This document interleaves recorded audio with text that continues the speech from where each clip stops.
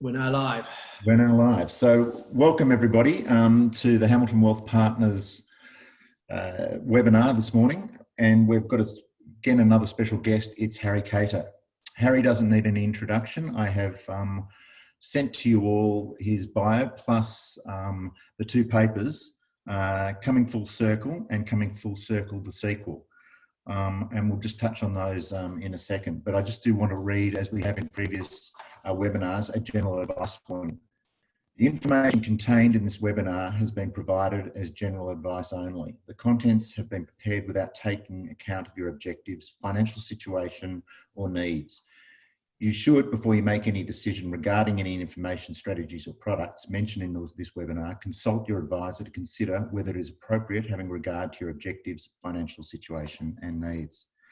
So thank you. I think that one thing that impacted me on the two papers that Harry wrote, it brought back to a conversation actually Ian Gillies and myself had with a fund manager about 4 years ago at a dinner in Sydney. And this fund manager pointed out he was born in 1970. He completed his secondary education in 18 years and then went straight out, completed his tertiary education in 3 years and entered the financial markets in 1991. And he pointed out, therefore, that anybody born in the 70s had never worked in financial markets in Australia as it had entered a recession. Well, guess what? Since then, everybody's been blooded, so to speak. And that we're in a different environment, and we need to look back at these experiences of what happens in a correction. And some of us, like Harry as well, we've worked offshore and been exposed to other corrections as they've occurred in Asia and things like that. But these are unique times, and we need to be looking back and from these experiences and what we've learned from them and trying to bring that into perspective. However, recognizing that this is a different environment because this has been created by nature, not by man. So with that introduction, I'm going to hand over to Harry. And just as a housekeeping matter, as we've done in the past, you'll see on the bottom, there's a toolbar. Please feel free to ask questions. And at the conclusion of Harry's talk, we'll then open up for those questions. So thank you very much, Harry. Welcome, and I'm going to hand over to you. Thanks, Will, and welcome to everybody. And thank you so much for logging on and listening. I've been at this for 33 years, and I've seen several crises. The thing that always amuses me a little bit, if I can be amused, is whilst the players are always different, the tools are different. The sandpit tends to be the same, and the outcomes tend to be the same. So you tend to get major market corrections, somewhere between 40 and 60%. And the only thing that tends to vary a little bit is the duration of the crisis in terms of how long it takes you to sort of recover and get back to more stable times. The other point I'd like to make is that each time the cost tends to go up. So I remember the first crisis I walked into was the savings and loan crisis in America in the middle 80s. The initial forecast for that was about 25 billion. I think it ended up being about 250 billion. So this time around, we've now got a significant interaction between the financial markets, governments, and central banks. And as we've already seen, the intervention from the latter two has really surpassed already the interaction that occurred through the GFC. And the other thing to point out, which is a bit more scary, is that the frequency of these crises tends to be increasing, a bit like the weather patterns. As we disturb nature, so the weather patterns have become more frequent and more severe. So there are three parts of a crisis. There's the emotional side, there's the financial side, and there's the economic side. And I apologize up front if I appear in my comments to avoid the emotional side. Our job running money is to focus on the financial and economic. Clearly, investor psyche is really important. Don't get me wrong, clearly our hearts and minds are out to all those who are suffering from this COVID virus, both from a health perspective and from a business perspective. It's clearly a really traumatic time. That is something that we're very aware of. But in terms of trying to manage assets, we have to look at the economic and financial side. So I've sort of phrased it today, you've got to identify what's going on.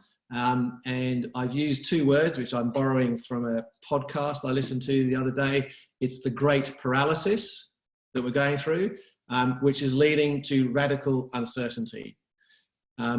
So what we have today is an event crisis as opposed to a structural crisis. So a structural crisis is more akin to, say, the GFC. This was something that started in the bank sector and really upended the whole banking system, particularly in the Northern Hemisphere. The banking system was then regulated dramatically and patterns have changed. And structurally, over 10 years, banks are looking very, very different today, particularly in the Northern Hemisphere, than they were 10 years ago. Today is an event crisis. Nature, as Will said, has brought it upon us. However, the paralysis is a government-driven imperative. So because it's a government-driven imperative, it means that the fiscal stimulus you've seen, the monetary stimulus that you've seen, is likely to be very reluctantly removed as we come out the other side. And that's a major positive, actually, and I'll come to that in a second. But again, let's distinguish between an event crisis and a structural crisis. So we have a great paralysis, which is leading to radical uncertainty. And the thing about uncertainty is it cannot be priced. So risk models do not work in an uncertain environment. When assets when assets correlate to one, then risk models effectively blow up. So what we need now is a lot of judgment, a lot of intuition, and a lot of experience in order to determine how the world is going to react and how the world is going to cope with what is going on at the moment. So a few things that we can possibly look at and say with some degree of accuracy and perhaps certainty is that the globalization story is probably over. So what we've seen from this crisis is that supply chains are incredibly fickle. We've seen that there is a dominance in particular sectors with regards to who's supplying what. Small example, 80% of all the antibiotics used in the United States is sourced out of China. So that's a big feature that I think has been dominating the markets in the last 20 to 30 years. That's now past. The other point is that excessive debt positions, both at the private and at the government levels, they do three things. And it has really been empirically proven to be the case. And that is, one, they depress growth. Two, they lower productivity. And three, they lower the average income. And so the sort of growth aspect and average income tend to sort of go hand in hand. The productivity issues are less certain. That's the cat. I'll just introduce the cat very quickly, that my daughter has just landed on my lap. So we'll just get rid of the cat. Do apologize for that. So the global debt positions, they need to be taken really in terms of what is the long-term effect on the growth. And it is going to depress growth, and it is going to depress growth for an elongated period. I was reminded that Maggie Thatcher told us when she was in power that we'd finally paid off in the UK the World War II war loans. So it sort of gives you a bit of a feel for the time frame that we are going to go under in terms of paying off some of this debt that we're putting on today in order to stop the economies worldwide really getting themselves in a pickle. The next thing is that governments, I think, are going to start to move very quickly to look at the livelihood cost as against lives lost. So they're going to be making a classic triage decision, and they're going to work out pretty quickly that actually we're going to need to get the economies back to work sooner rather than later, and there will be further loss of life. And as was the case in the 1918-19 Spanish flu epidemic or pandemic, there were second and third waves. So the key here is to watch out for what is the ability for the hospital system or the healthcare system to cope with the second and third waves. So if those second and third waves are such that the hospital systems can cope, then you'll see people back at work. And you're going to particularly see people back at work who are in their age range of under 60, because they seem to be the ones that are able to survive the virus. And indeed, some people have actually sort of had it and they don't even know about it. And at the same time, we've also got to watch out for the fact that the testing is going to improve, and that someone is going to come up with a treatment plan, very much like they did with AIDS. They haven't cured AIDS, but they put a treatment plan in that certainly lessens the impact and may stop you dying. And then ultimately there will be a vaccine that comes out. And so those are the sort of stepping stones that are fairly easy to identify, and probably going to be ones that will then help sentiment towards the market in terms of the economic movement and regaining of confidence for people to actually sort of commit. So the big issue that we've got to overcome is sort of from now until that point.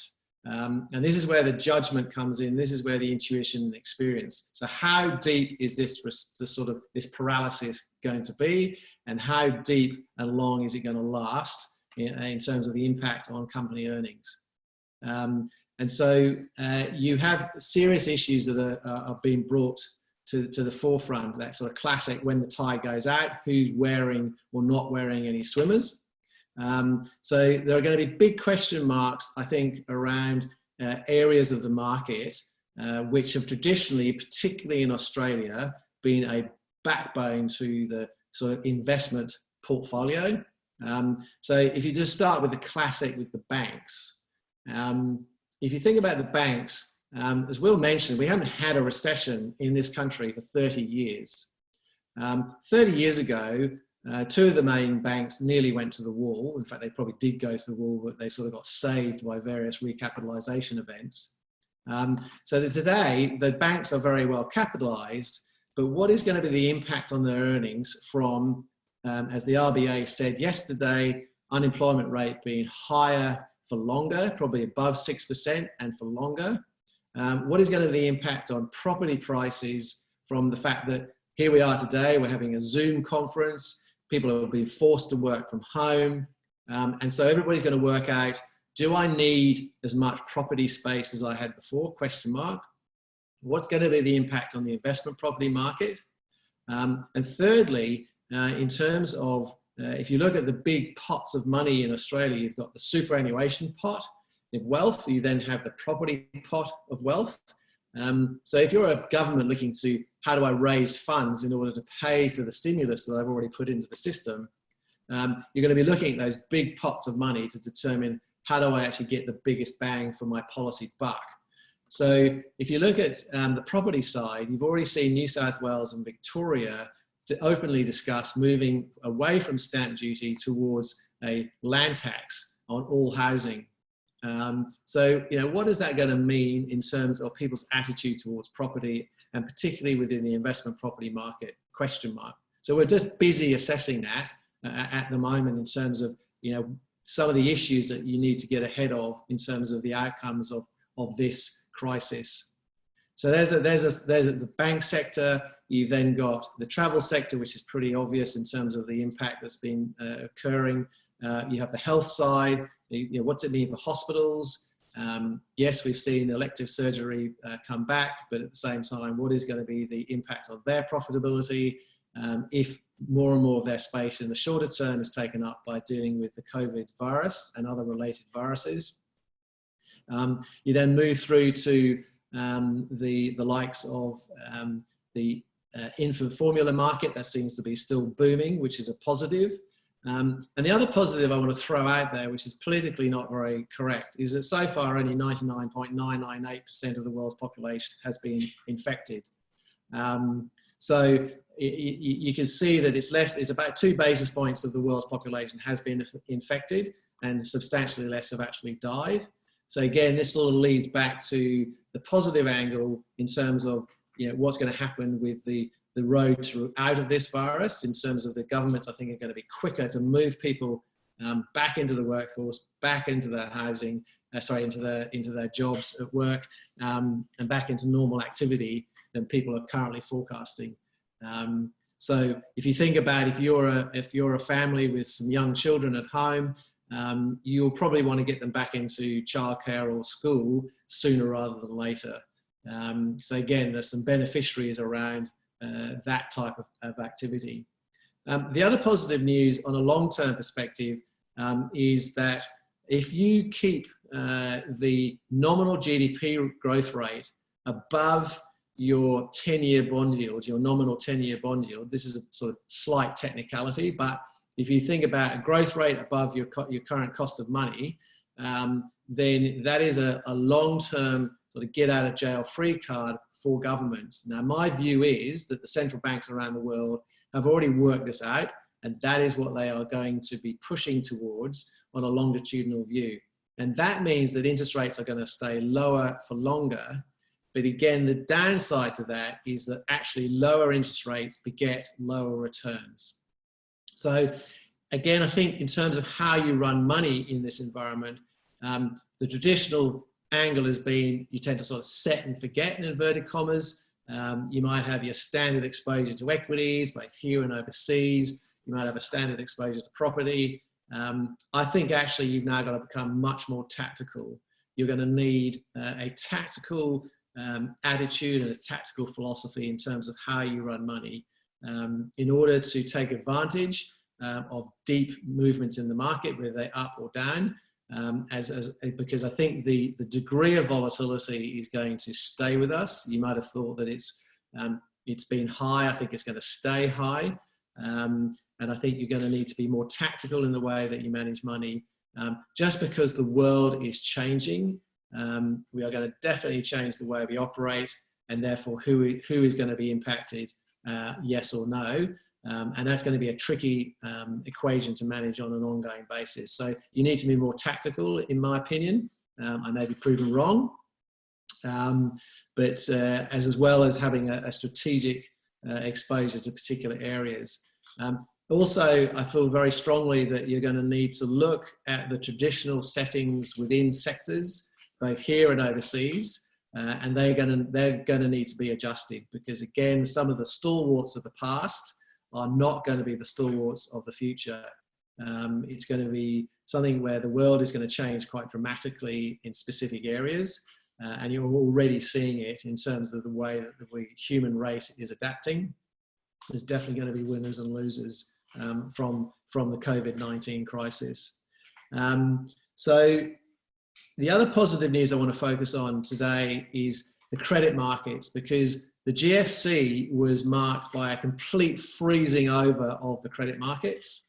So the credit markets today are very much alive and well. So you're seeing a lot of companies issue debt into the market.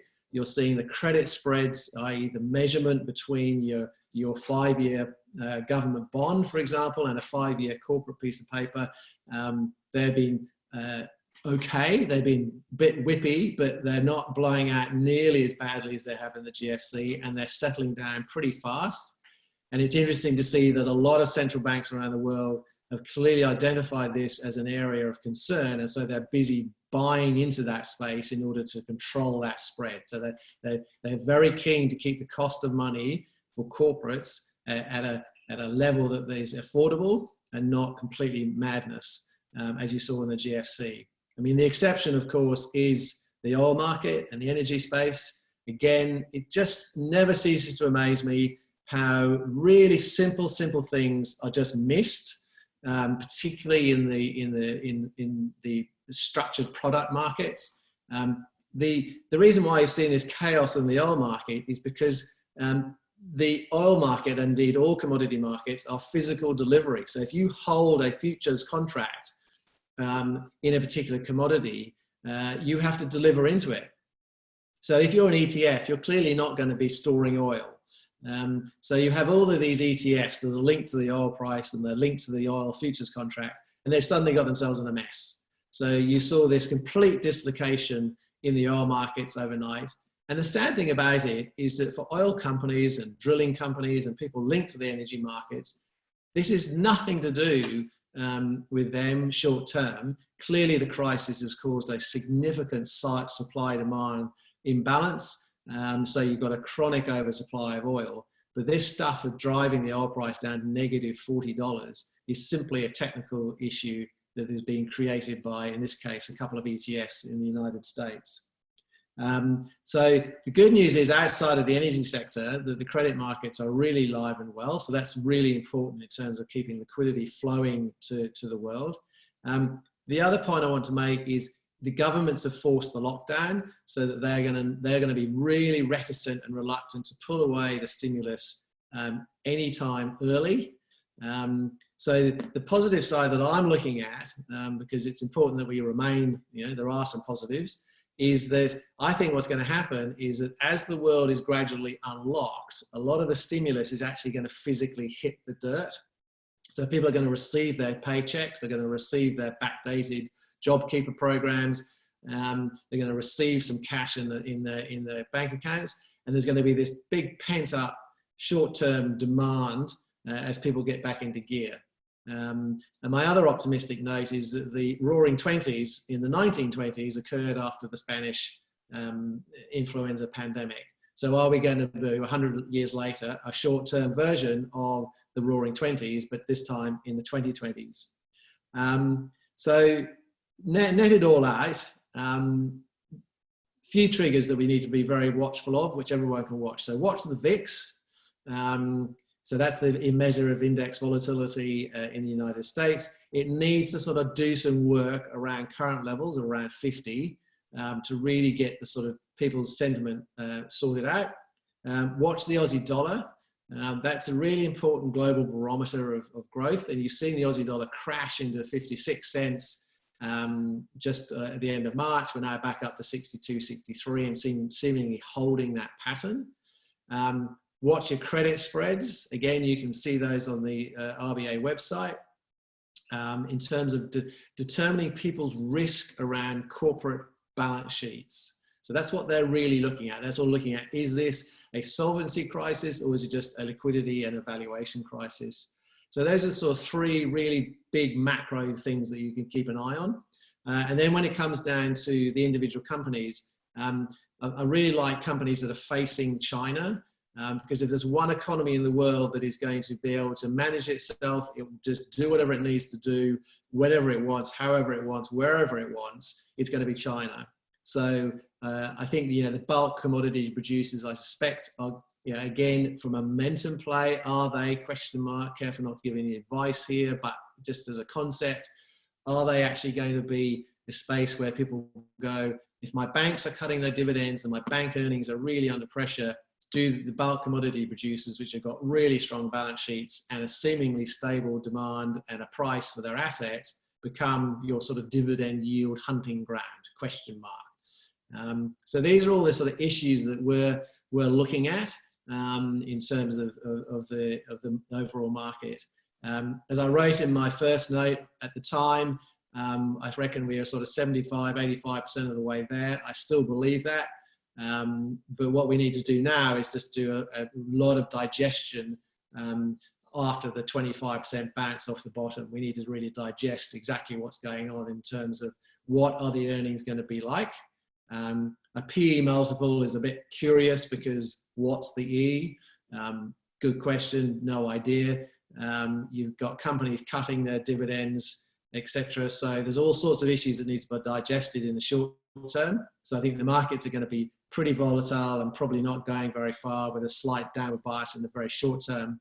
However, never waste a good crisis, and that's exactly when you can start to get tactical, because if good quality stocks just get belted because some fund is liquidating, some ETF blows up, some mandate is moved, then these are the really good buying opportunities, because I have a sneaking suspicion that in 12 months' time, you're going to be saying, if only I hadn't done something in the bottom of the crisis. It'll feel very lonely, it'll feel very scary, and it'll feel very odd. But ironically, sometimes that's more the best time to buy or to restructure your portfolios. And I'm just conscious that maybe it might be time, Will, for a couple of questions. Here comes Will. Thank you, Harry. Look, that was fantastic. Yes, if anyone's got any questions, could you please go down into the toolbar at the very bottom and type them in? And we've got one from Stuart Wills, straight out. If the traditional Australian stocks that form the backbone of many portfolios, such as banks, become less attractive, as you point out, do you expect that superannuation funds and private investors will increasingly look to international companies via stock picker funds or conviction management rather than index funds? Two parts to that question: offshore or stock pickers versus index. Yep. First of all, ironically, I come from the UK. I'm a huge fan of Australia in terms of its market performance. I noticed the other day that Credit Suisse came out with the latest version of the really long-term analysis of markets, which they started since 1900. So they've now got 120 years of data. And yes, Australia is still the #1 stock market in both US dollars and local currency terms. So that's the first observation. The second observation is it's stock picking versus index. I think stock picking versus index is a classic cycle. I never forget that index funds in Japan peaked out in November 1989. December the 14th, 1989 was the absolute peak in the index. It then is now off 75%. So do you really want an index fund in that environment? No. We've had the sort of the crazy pillaging and lambasting of active fund managers in the period up until June 2019. I think that's now sort of stopped because index funds are basically just being dragged around by the index, surprise, surprise. Going offshore, onshore, so basically sort of answering that question, saying, yeah, I would sort of go more active going forward at the moment than indexed. And the only thing I always say to people when they go offshore is you really need to be focusing on the capital gain argument, just because the yield here is so much more advantageous than if you go offshore. And of course, you've got the currency. So my view is that the currency has bottomed. Okay, so if you think the currency is going to 40 cents, then I can almost put my finger on and say that global equities will be way lower than they are today, because it will tell you that the world has basically fallen off a cliff. So I think if the world recovers, the Aussie dollar is going to go back up to 75. And therefore, if you do go offshore, you need to be hedged. So I think, does that hopefully answer the question? I think it does. Thank you. Carolyn's asking, what major reforms, including tax, do you believe might be adopted by the Australian government? Okay. This is how do we pay for the stimulus? And this is actually, I am no tax expert, and I'm really conscious this is just my personal opinion and it's just a view. So I think, first of all, if I was sitting in government as a policy setter, I'd be absolutely after a change to the GST, and I'd be absolutely after a change to land tax, and basically putting land tax on all residencies, including your primary residence. And the way they'll do it is they'll say, okay, if your primary residence has a rateable value above X, you pay X per annum, so on and so forth. And the third issue, which is the really spooky one, which is an English person, well used to, is inheritance tax. Because I have a sneaky suspicion that inheritance tax will start to float back onto the scene. And so those are the sort of three areas that I think you're going to see immediate, for the first two particularly, not so much the inheritance tax, you're going to see a change in attitude, because we need to pay for this. And just a quick reminder, in the Great Depression, the top rate of tax in the US was 87.5%. And I can remember Jim Callahan going to the national TV to do a national speech, telling the population that the UK was bankrupt. We borrowed 25 billion from the IMF, and at the time, Dad was paying 98p in the unearned pound. So any interest income, dividend income was taxed at 98p in the pound. The top rate of tax was 60%, and there was a surcharge tax over that if you earned more than X, and I can't remember what X was. So history doesn't repeat, it definitely rhymes. Taxes are going up in a variety of ways in the next 5 years. Richard's asking, there's been much concern recently about the strategic oil reserve in Australia.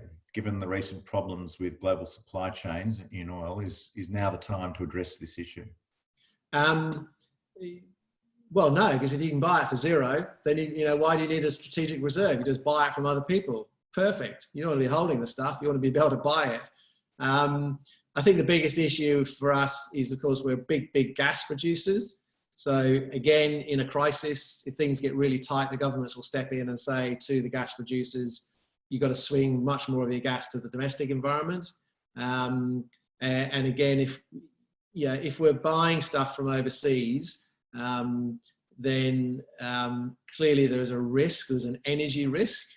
And if you have capability of building strategic reserves, clearly now is the time to do it. And I suspect the Chinese are going to be busy mopping up as much oil as they can get their hands on. So I'm not sure how we are going to do it outside of building more and more tanks. But we've clearly got enough gas assets to probably in the short term offset any oil crisis. Thank you. Look, Sam's asking, this is a very specific question. Uranium appears to be having a run. So you've had mine closures from COVID-19, supply shortages, therefore, as a result of that. So the spot's climbed to 32, 33 a pound. Yeah. So do you see this is the next catalyst for a bull run in this commodity? Really, clearly the mine closures have just caused a spike in the short term in the uranium price, as opposed to any fundamental supply demand going on in terms of what is powering your electricity supply. Personally, I think nuclear is absolutely part of the overall supply option that needs to be very carefully considered both here and elsewhere. But fundamentally, I think it's one of those issues that has got so much political and emotional attachment to it that it's going to be hard to see how here is going to change in a hurry. Clearly, the Chinese have been busy putting in nuclear power stations, and the French, as always, as happy as lark because 80% of their power is from nuclear. Yeah. But I wouldn't be buying uranium stocks on the back of a fundamental shift in energy production, because I don't think that's the case. It's just mines have closed, so shortage of supply. Yeah. Michael Noakes has asked a very good question. So how do you view infrastructure and private equity investments in this new environment? Okay. All right. So infrastructure assets have clearly been enormous beneficiaries of a 40-year bull market. Is it 40 years? No, 30 years bull market in interest rates. In other words, interest rates has fallen. So if you take Transurban as a classic case, it's what they call a triple stapled security. It's a trust structure. So what that basically means is that they must always pay out all their earnings. So the only way they can pay down debt is by basically having a new equity issuance, or presumably by selling an asset. So if you look at the debt structure of Transurban, it just goes up and up and up and up and up in time, over time, in terms of its volume of debt. So technically speaking, it is fantastically geared, but of course it's got a semi-guaranteed cash flow. So they've been massive beneficiaries over this period of ever falling rates. The thing about it today is that rates have fallen and they can't go any lower. I mean, you can get close to zero for sure, but at the end of the day, some stuff might go negative. So they need a bit more value, if you like, extraction from lower rates, but I think the vast bulk of it has been achieved. So then you've got to start looking about, okay, what is the cash flow going to look like going forward on some of these assets? Road assets, I'm pretty happy with. Airline assets, not so happy in the sense of what's going to happen to travel longer term. I think the big money that has been made in infrastructure has been made. I'm not that bullish on it going forward. When it comes to private equity, private equity covers way more than just infrastructure. So I think personally, again, if I was a sort of policy setter in Australia, I would actually be mandating that the big super funds here have a mandatory exposure to venture capital, private equity that is Australian based. We have a fantastic track record of invention. So anybody that can lobby the government on this basis, please do. Because if we do that, so for example, we've got about just under $1 trillion invested into investment property, not your primary residence. This is investment property. Can you imagine if we took 20% of that and put that to work in PE and venture, private equity and VC in this country for Australian born and bred enterprises, etc. I think the Israelis did this in the early 80s, and today they have the $85 billion a year of high-tech exports. We need to get onto that bandwagon. We need to do it now. So I think, again, what's going to happen to private equity? I think the private equity will survive. There'll be clearly some accidents, but we need it more and more, because I think like the banks, etc., are just going to be stuck in the really slow lane for a very long time in terms of investments. Good. Look, thank you. That's it for the questions. And thank you everybody for asking the questions you did, but particularly Harry, your participation today, and insights, they were invaluable. We really appreciate it. Thank you everybody for attending. One last thing is an invitation will be going out this afternoon for our next webinar. So thank you everyone. Again, thank you Harry, and have a great remainder of the day. Yeah, stay safe everyone, and thank you for listening. I think I now leave the meeting. Thanks, Will.